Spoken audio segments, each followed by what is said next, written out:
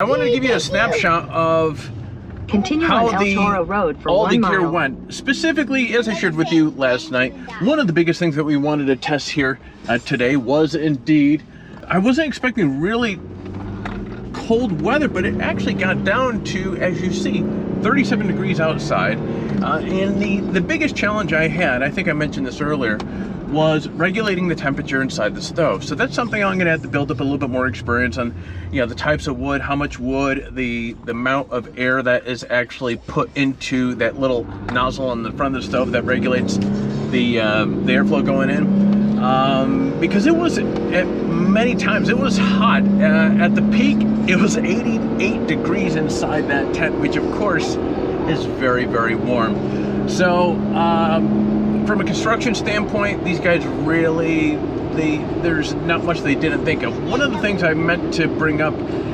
is in the center of the tent, you have this netting up there, which works perfectly to have your USB powered light hanging from there and whatever else that you want. In addition to that, there's all sorts of little pockets and so forth. In a quarter mile, turn right onto Glen Ranch Road. In addition to that, they have all these little pockets with a little Velcro that you can put all over the place. And there's these little hooks on each of the arms inside the tent that really makes it nice if you want to hang up things or this or that.